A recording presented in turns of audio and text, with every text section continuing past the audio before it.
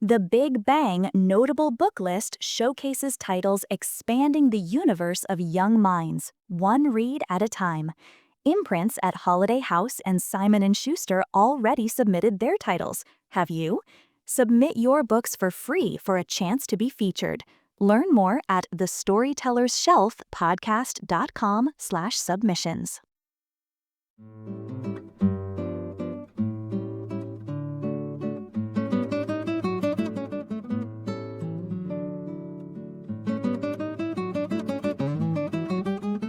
All right, storytellers. Hi, and welcome back to the Storyteller Shelf podcast. It's Jackie and Teresa, and we are in September, and we are talking all about accessibility. So, we are here trying to help you find out how to be active in the world of literacy and how we can actually make books available to people. So, we have brought you another incredible guest, Kayla Hand. And Kayla, let's just jump right into it.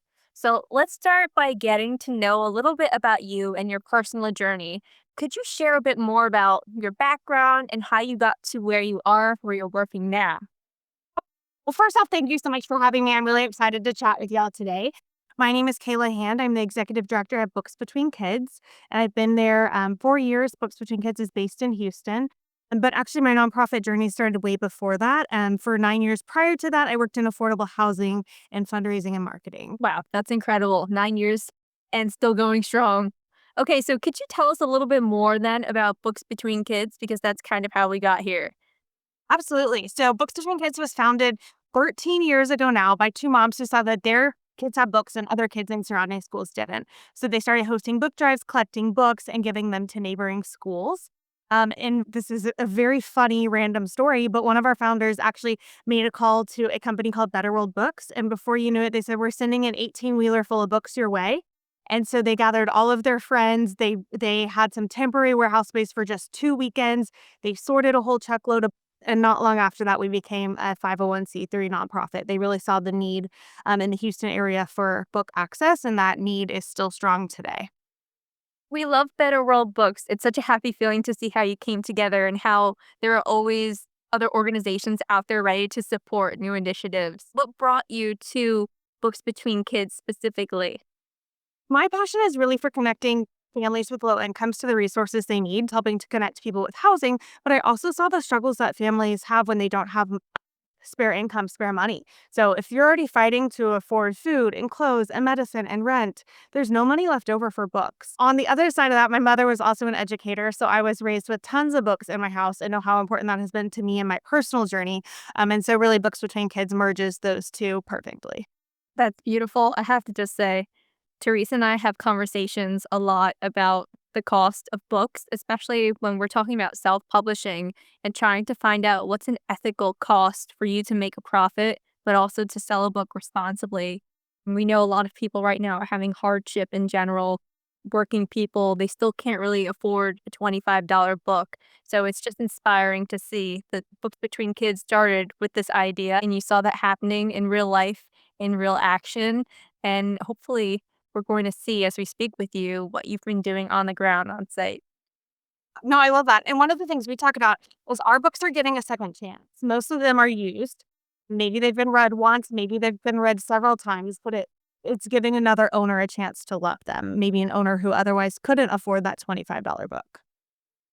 I think that's beautiful because there is that need and we have to keep that literacy going. And it's funny that you mentioned that because I homeschool and I was actually just talking to a mom. She said that her daughters in her Girl Scout troop, they actually just helped out with their for you guys, their Girl Scout troop was sorting the books and everything. So that's like the coolest thing ever. I was like, yay, that's great. So I love like what you guys are doing, your mission and everything like that. Could you tell us a little more about how Books Between Kids promotes the idea that every child deserves to be a book owner?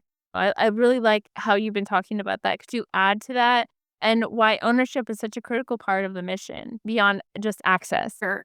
So that is the whole reason Books Between Kids exist. We want every kid in Houston to be able to be a book owner. And then hopefully once all those kids are book owners, then we can expand outside of Houston. But we started with that mission. We believe that book ownership, it means something to a kid. It's not a borrowed book. It's not something they have to return. It's something they can do what they want with, but also we promote choice. And so we want those kids choosing books that they love. So whether it's a comedy or a nonfiction book or a large chapter book or a small numbered reader, we want them to choose. And that choosing really marries well with the book ownership, because then they're taking that book that they chose home and they're going to read it over and over again. I think they stack well on top of each other. So first off, access is important because the kids we serve, they're in neighborhoods where there isn't a bookstore. There's not a Barnes& and Noble on the corner. The Walmart might have a couple of books, but not a huge selection. Neighborhood libraries here in Houston are dwindling. School libraries are dwindling. So access is important. But then on top of that, having books that are in the home and stay in the home, our hope is that they're reading them over and over again. They're reading them with a parent. They're reading their siblings' books once the siblings graduate, up or down, depending on the level. And so that's why ownership is so important, is it puts it in the home. I love this. I think it's so important. I mean, seriously, because as a mom and also an educator, literacy is the key to helping improve everything in society, everything. Could you tell us what impact does not having books at home have on a child's educational journey? Yeah, absolutely. And I'm going to actually start at the adult level. So, and this statistic shocks me every single time I say it, but 1 out of every 3 adults in Harris County is functionally illiterate. And those adults were at one time kids. And so it's really important that we promote literacy early when they're young and get them reading from a very young age. So even just a baby holding a book, they're learning how to turn pages, which in the day of iPads and stuff, turning a page is different than a swipe. And so we really want those books in their hands. And I just think about how much I read on a daily basis without even realizing it. Street signs, grocery store labels, prescription bottles. Everything we do requires reading, and I can't imagine not having that. And so that's why it's so important that we get those kids reading from a young age. And I will just say, Books Between Kids really does a good job focusing on book access, but there's so many others in our city who are focusing on teaching the kids to read, the literacy skills. I think that is great that this is available, and especially because of the fact that you said that when you don't have access to that, that is a big issue, like, in society. Like you said, let's start at the adult level, and I like that you brought that up. What do you think people often misunderstand about literacy gap and under-resourced communities? One of the things that I think is a misconception is that the parents don't want books for their kids. And it's not a matter of if they want them, it's just that they can't afford them. And so it becomes lower on their priority list because they're trying to survive. But every single parent I have run into wants books for their kids and is glad that they have access to books through our programs. Okay. I am gonna go off script for a second. Don't kick me, Teresa. Teresa's gonna throw me out one day. Well, I don't know. We'll see. All right. I am just thinking what came to mind, a little thought experiment when you were talking about book ownership as this keystone of your mission. But I'm fortunate in the way that I never had to worry about book ownership. To be honest with you, I probably didn't even want to own books when I was a kid. I hated reading. But my mom was that kid where they couldn't afford food, let alone books. And she was also a really poor reader. And she told me that when she got older into kind of that teenage time, she finally got enough money selling things on her own to start buying books. And it wasn't until she started doing that that she actually began to enjoy reading. And part of it was exactly what you said. It was the freedom to choose what captures your interest. So that's something that really made an impact on her, starting to enjoy reading. And then I think there's the second part of that we never really spoke about, but we will now that I've had this discussion. But when you get a book from a library or you get a book as part of school, it feels very much like homework, and especially in a kid's brain, right? It starts to become an obligation. Oh, I have to read this and I have to read it quick back. But when you've gone through that process of choosing, you're shopping, you say, I really like this. This sounds interesting. The cover's really pretty. The text looks like I can read this. And you pick it up, that changes your attitude towards whatever it is indefinitely. So I am just imagining all the kids participating in your programs, which now we're going to segue right into that. So let's talk about what these programs are. Can you give us an overview of things like book celebrations and the community partner distributions? So our book celebrations is our cornerstone program. It's the very first program that we started when we started Books Between Kids. And if you will just imagine a book fair. So I bet we've all been to a Scholastic book fair or something very similar. So it is a collection of all the books. We lay them out. Every kid gets to choose 6 free books to take home and keep. There is no cash register at the end. The difference is these books are new and gently used that come through our programs, but that's what all of our volunteers help us with. They help us sort the books. So we're sorting out all the icky books, the sticky books, the books that a kid wouldn't feel good to own. And Jackie, to your point, we're really focusing on pleasure reading books, books that excite them, topics that they love, not the book report books, which are great and have a totally different use. But we're really trying to get them excited about reading. And so we sort them at our warehouse, we box them up, and then we send them out to schools. This year we were in over 55 Houston area schools, which we're really proud about. And then we also have a community partners program that was born after Hurricane Harvey when we saw that other nonprofits in our area had a use for books. And so now we partner with over 75 partners who serve kids in need, and they help distribute books through their program. And it's a really great way to leverage partnership because they're not wasting their time. No, I say wasting. They're not spending their time holding book drives and trying to figure out how to sort through the books. That's what we're good at. And we're not spending time trying to hand out food or housing or medical services. That's what they're good at. And so we partner together in those ways. And through those programs, our goal this year is to hand out 300,000 books. So we're on our way there. We still have a little further to go. I know you're going to make that goal. Absolutely. And I know people here are going to help you along the way.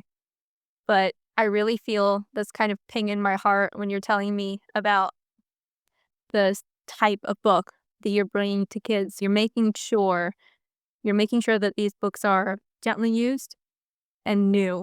What I'm getting from that is it's not only an aspect of functionality that they'll be able to read it, but also perhaps there's an element there of self-worth to show them that they're worthy of something that's new. I'd love to ask you, do you have any more details on the type of books you get? Is everything welcome? Are multiple languages welcome? Does it matter graphic novel versus regular narrative novel that people are donating?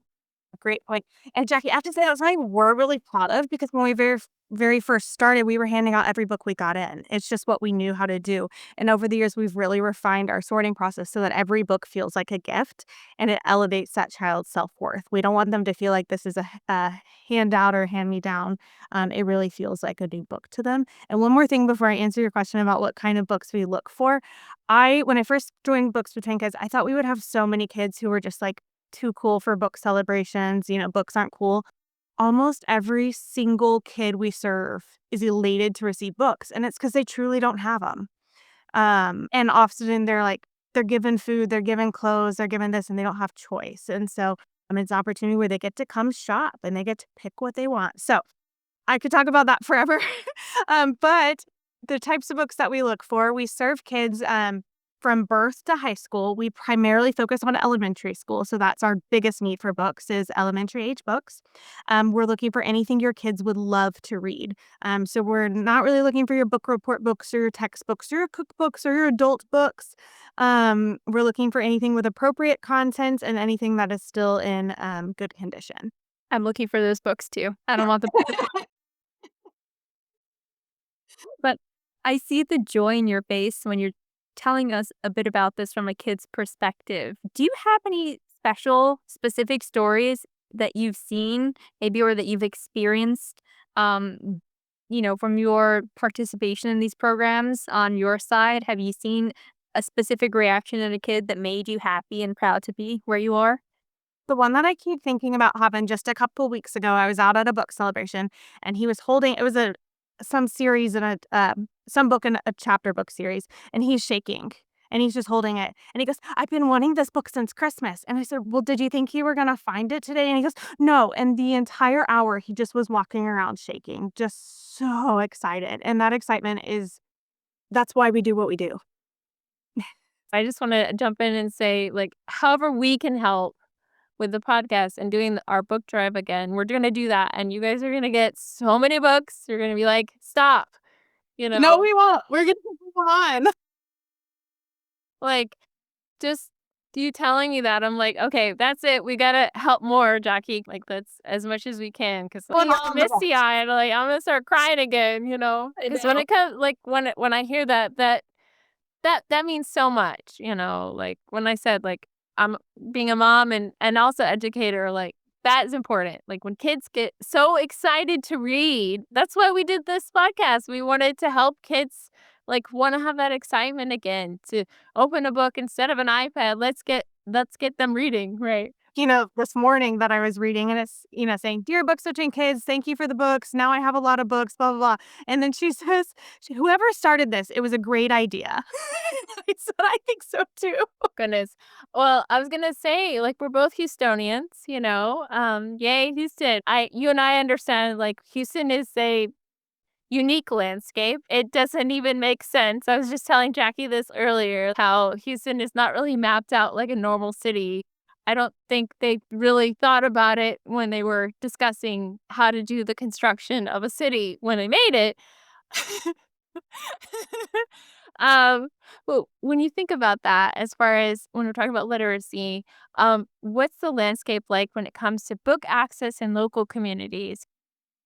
I think Houston is very well, I say this, I'm a native Houstonian, so I haven't lived a lot of other places. But if you're not familiar with Houston, we have a lot of pockets of wealth next to a lot of low income communities. And it's just scattered throughout Houston. There's really no rhyme or reason. And the beautiful thing about that is we have a lot of areas with books to help support a lot of areas without books. But books between kids becomes that bridge because otherwise people are just maybe donating their books to a resale shop, or sometimes they end up in a dumpster, a landfill, or other places. We do have a lot of economic disparity here in Houston, and a lot of communities that need books. Well, as you mentioned that, I have a ton of books that I need to donate, so I might be coming by just me personally, like, at our house, we're in that phase of I gotta get more of, like, more middle grade and YA for in our household, so you'll be getting more of, like, the picture books from me personally. They're well loved, but they're well taken care of, but you can tell that it's been read quite a bit in our household, so you'll be getting those.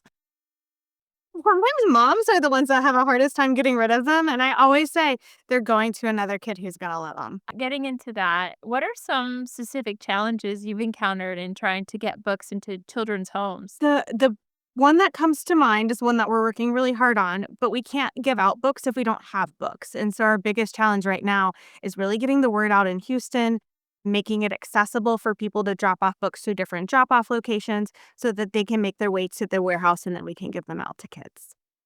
Yes, and I know from us and our standpoint, we're gonna help you guys, like, get that sort of advertised as much as possible because we wanna help as much as we can. Awesome. And I do have some exciting news. We did just sign a lease on a warehouse expansion. So we'll be expanding our warehouse by 4,000 square feet, which means that we have plenty of room for all of those new books. Oh, that's awesome. Yes. Okay, listeners, did you hear that? Bring in your books for Books Between Kids so that they can get more books to kiddos. What type of books are the kiddos most excited about when they get to choose? Sure. They love the popular chapter book series. And I think that's what I mean, I was a Nancy Drew fan, and once I read one, I wanted to read them all, and I think that's what we still see with the kids. So the popular characters, popular titles, they love nonfiction books. So anything about bugs, marine life, different places. They love things with engaging pictures. So the front cover is often what grabs the kids. So something with an engaging cover. In Houston, we have a lot of Spanish speakers. Spanish books are super popular. We also never have enough Spanish books. So if you're listening and you have Spanish books at home, or you know the publisher who publishes Spanish books, that is something we're interested in. But what's funny is every kid has a different interest. And sometimes I think, like, I don't know if a kid's really going to want that. And it's on the table, and that is the exact book that they want. And they are so excited. And so while we definitely have some very popular books, it really depends on the kid. I have another thought. So you guys have to hang out with me because you're my captive audience. So very much in my neighborhood, I'm not sure if you guys have the same problem, but when we have parents who are cleaning out books and trying to get rid of items that are cluttering the home, the tendency is to just kind of dump them in a box, and you want to do a good thing, so they always give it to Goodwill. Almost every single time, like 9 out of 10 times, everything gets dropped off at Goodwill or picked up by them in our area. So you are kind of fighting a battle between you and everybody else who wants people's secondhand things. So, what is your strategy and your tactic, I guess, maybe marketing wise, just to get your voice heard so that people know about you, so that they know they have this option that what they give actually can go for free to someone? Good luck for Books Between Kids to become a household name. We're still many years away from that, but we've come a really long way in our 13 years. And so really word of mouth is what helps us spread.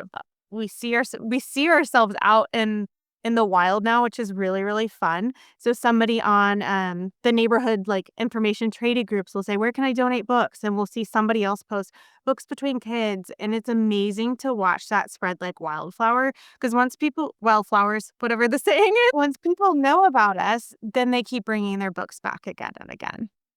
That's fantastic. And I love wildflowers. I know it was an accident, but it was such a good one. I think you invented a new phrase. I like it because we are from Texas and our state flower is a wildflower. It's the bluebonnet. So I think it kind of works for us as Texans, you know. And in April, everybody goes out to the hill country to go take pictures in the middle of a field of flowers for like their family photos or something Gosh. like that. That's what we do in Texas. Yeah, I think it's in my mind because just yesterday I had the dog out on the bayou and they're like waist high. Oh, yeah. So Yeah. fun. Yeah. Hey. All right. Well, we might be renaming this episode Books Spreading Like Wildflowers. I like it. I like it. I like it a lot. Okay. Let me hop us over into talking about, again, engaging the book community, which are different from people who are just parents or even just educators. So, a lot of our listeners are children's authors and illustrators and book publishing professionals. How can these people really support your mission? I'd say reach out to Books Between Kids or organizations like us and start a conversation because a lot of times there's so many publishers and authors and illustrators out there that we don't always know what's available. And one of the things that we're always looking for, most of our books come through donations, but we do sometimes get restricted funding to purchase them. And we're always looking for bulk discounts. And so that is one way to help nonprofits, particularly who are purchasing books. And I will throw in there for our listeners, a lot of, especially our self published authors and illustrators, they're very. Teresa's waving. If you can't see us, she's waving. So she's here representing the self pub people. But we all know money is on the mind. Profit is really important. Our podcast is very candid in that we say sales is not a bad word. We want you to make money for what you're creating. It's so vital. But when you hear the word donation, don't get scared and pass on it because there are a lot of ways to make sales and make a donation at the same time. So, you as an author, you can go to your community, go to local business owners and say, "Hey, I want to make a donation of my book, this many, this quantity, to Books Between Kids." And you can start accruing sales so that you have a huge bundled order that you can give over to a nonprofit. Yeah. And there's so many different options there. And I just speak not just for Books Between Kids, but for my other fellow book access nonprofits. Talk to them and see maybe you could do something marketing wise where you donate books and they post on their social media and it comes out of your marketing budget. There's all sorts of different ways to partner. Yes, yes. I think we can both say that there's a lot of ways that we can help to take action, especially I want our listeners to do that. What are the top 3 ways someone listening today, whether they're in Houston or not, can help support book equity? Yeah, great question. And first off, I just want to say thank you to all of your listeners for having some involvement in this community because we can't give out books if we don't have books, and we can't give out books if books aren't written or illustrated or published or any of that. But the 3 biggest ways people could help Books Between Kids are give books, give money, or give time. And so give books, we've talked about book donations. We accept them at our warehouse all year long. And there's more details on our website if you have questions about that. To give money, we do have operations staff and a big warehouse to support. And so that's what our funding helps us do. And then give time. We utilize the help of many, many volunteers every year to support our small staff. We could not sort all the books by ourselves. And so giving your time and volunteering is another way to give back. But if you're not in Houston, there's not only Books Between Kids, I am part of an organization called the National Book Access Association, which is nonprofits all across the country doing what we do or similar things. Their programs might look different, they might operate a little bit different, but all of us are working to get books into the hands of people who need them. I love that you also work with another nonprofit outside of Books Between Kids and helping to spread literacy across the country. But for those not in Houston again, what advice do you have if they want to replicate something like Book Between Kids in their own communities? I would say the first thing is look and see if there's already someone in your community doing it. There might be a nonprofit or an individual working in your space that you don't know about, and you could come alongside and support them. And if not, I would say learn from others. I am still learning so much from other organizations around the country doing similar things, whether it's how they stack boxes in the warehouse or how they sort their books or how they keep their financials. There's so much we can learn. And so I would say find a friend and grab a cup of coffee or grab a Zoom. You mentioned volunteers though. Um, how can someone go to full on advocate? So, schools, corporations, individuals, there's two different ways you can support us. The first is book donations, which we've talked about. A lot of people clear off their own personal bookshelves, but a lot of people also host drives. So, we have a lot of drives hosted in schools, a lot of corporations who put a bin down in their lobby and collect books. That's the first. And then once those books arrive at our warehouse, they're all counted by volunteers, which is a really big thing for us. We used to estimate all of our books, and now we have an actual count on every book in and every book out, which really helps us serve more kids. We know the amount of books we have. And after the books are counted, then they're sorted. So we're sorting for quality and by category. So we're going to sort out the sticky books, and then we're going to put it in a container that says chapter books, picture books, nonfiction, Spanish, board, high school, all of those different things. And then they're going to get a Books Between Kids sticker, and then they're going to get counted and boxed, and then they're going to be in an area with that category. So there's many, many different steps to our process, and it requires the help of lots of hands and lots of volunteers. And then how do you go from volunteer to full-on advocate? First off, I love for people to spend time with us, learn our mission, see what we do, learn why it's important, but really spreading the word within your own community, with your friends, with your family. Maybe you have connections to a corporation who has some grant dollars or a family foundation. Really spreading the word is how you can help us and become an advocate. It's taking a whole crew to do this, and I can probably bet you guys are smiling every day as you do it, even hauling books. Yes. Lots of moving boxes. Well, we are sending some strong people your way, hopefully. This is the fun part where we get to ask you some extra questions. So, what do you think the book world needs more of these days? Speaking just from a Books Between Kids standpoint, I think more Spanish books. We don't see a ton in circulation. Even when we try to purchase them, we have trouble finding them. And Spanish books that are particularly popular titles in English translated into Spanish is super great. So, you mentioned that you like Nancy Drew when you were a kid, right? But do you have a favorite children's book today that you see going on even though you're an adult? That's a good question. I still go back to my favorites as a kid. So this one is not really in circulation anymore, but it was called Jelly Beans for Breakfast. And my grandma used to read it to me, particularly at her house. And so I have very good memories of that. And then the picture book that I remember reading at my own house is called The Mysterious Tadpole by Stephen Kellogg. And every once in a while, I'll see it come through Books Between Kids. That is so cool. Yeah, I think it's pretty normal for all of us to go back in memory and choose a book because we grew up with them, right? And that holds a special place in your heart. And that's exactly what you guys are creating now. Do you both have a favorite children's book? Either from Do. old or Yeah, now? I do. Okay, mine is actually, I think, a newer one. I think it was 2019. I'm looking around to see if it's near me. It's not. It's over there. But it's I Talk Like a River. And it's a poem about a child who has a stutter, and he has to learn how to kind of accept that he has this stutter and that it doesn't keep him down, even though he is different. So it's a story about empowerment, right? It's really lovely. That's what books are about, is they're helping support kids through their own journey. So I love that.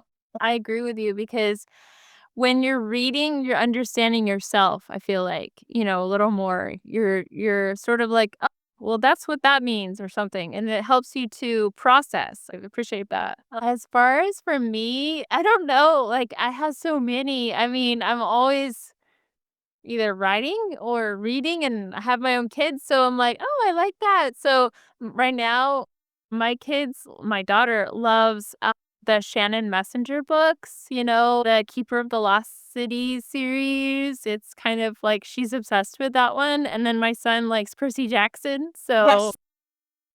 yeah, so that's where we're at, and, to be honest, I really like the series that my daughter is reading right even I'm like, "Can I go to the next page?" So, if Shannon Messenger is listening to this, we could use a few more of those books at our house. Do you have any memorable moments from books between kids that stands out in your mind? I really think it's a general memory, but just watching the joy on their faces and hearing the screams and hearing how loud it gets in the room, really, it's special every single time I get to go to a school. I still am not over it.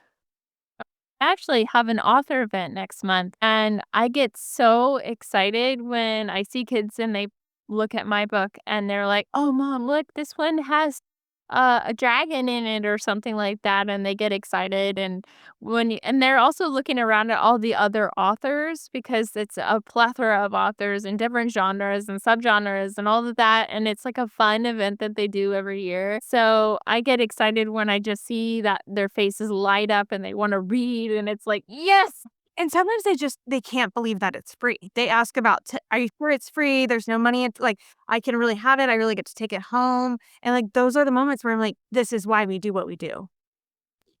We have gone through this several times now where we're talking about how these books are free. And I think this is really crucial because there are a lot of organizations that do sell things again, right? Even if they sell things, which is fine, it's just a different type of mission.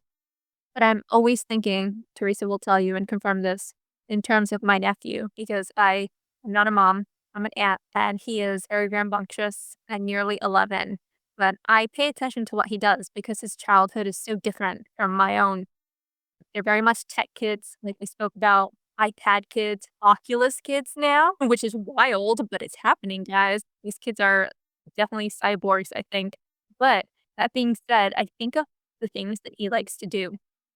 So he's on that Oculus all the time. And all of the games on there, they have some form of currency. I'm not just talking about how it costs money to buy the game, but in the game, you're working towards something that costs this many gemstones or this many coins. It's almost like are very much aware of the value of things now through gaming, and then they're aware that social media exists and that it's a way to really make money, not just be popular. So I think it's very crucial to have something somewhere, whether it's books or not, that is free for them. I can see how they're shocked and probably coming up to you more than once and saying, "Are you sure you're giving this away?" Because that doesn't happen very much nowadays. Yeah. And I would think, just kind of playing this out in my head, if I couldn't afford a book and I was a struggling reader anyway, I'd be like, it's okay. I don't need one. But when someone puts it in your hand for free and you have it, then you start flipping the pages and it opens doors. I very much agree with that. I think it kind of goes back to, this is an obligation. If I'm renting it, if I see a really big cost to it and kids are aware, they know what a dollar sign looks like, they know what the price tag is, it becomes a burden, right? So it's easy to say, oh, well, maybe my mom won't let me get this. It's over $20, or I was doing chores and took me forever to make $20. So I'd rather spend it on something fun. But when you take that out of the equation, yeah, it becomes super special then. It's more than books, right? You're curating experiences for kids. That's why we're here talking to you. I could go on and on about the emotional benefits of books, but like you said, it creates experiences. It takes you to different places. It takes you underseas. It takes you to space. It takes you into a magical, mystical land. And that's really special. One thing I just want to say, I'm honored that you came on today because I think we both are. And I feel like this is beautiful because you're not only it's not just giving a kid a book. You are curating, you're helping them to understand, being a critical thinker, and you're helping the next generations. I really do. We are appreciative of having this conversation today. All right, let me ask you kind of a little more of a professional question, and then hopefully we'll stop interrogating you lovingly. So, we like to provide some sort of advice to people who are trying to work in the book sphere. And the book sphere is really big because it's everything from authoring and illustrating to being an educator, being a librarian, working actually in publishing itself, to nonprofits. So, if you were trying to have a conversation and offer some advice to someone who wanted to one day be in your shoes, working and doing what you do, what would you tell them? Probably a lot of things, but I think the first would be a sponge. When I came into Books Between Kids, I knew about fundraising, I knew about nonprofits, I knew about nonprofit management. That's what I studied in school. But books and book access wasn't something I was super familiar with. And so I got on the internet and I called friends in other cities. And I learned all I could. And so my advice to anybody in any of those fields would be learn all you can. The other thing that someone keeps telling me, which I just think is really good advice, is she goes, "You've never done it before. So you have to," and she means that as like, you have to try and you can't. I mean, you might fail, but you're going to learn from that. And so just like there was one point in your life where you weren't an author and then you were, or we managed a nonprofit that was this size and now it's this size. It's just different. And so don't be afraid to try new things. Don't be afraid to fail, because failure's never failure if you learn something. And so yeah, that's my advice today. Well, it was beautiful. And I think on that note, we are going to end it very sweetly here with this reminder that failure is a tool. And also, there's a lot of things that you can do. So if you're having some anxiety going back and forth about that, instead hang out with Books Between Kids for a while and be filled up on positivity, be inspired, and then go back to thinking about what your next steps are. But we will thank our storytellers so much for listening in and for making it this far. As always, we appreciate you. And please, please, please go to our website, TheStorytellersShelfPodcast.com. Go to the episodic calendar menu. I know this is a lot of steps, but you can do it. And click on Kayla's name, and that will take you to her landing page where you can see where she lives on the internet and get in touch with Books Between Kids. And again, get out there and start making change.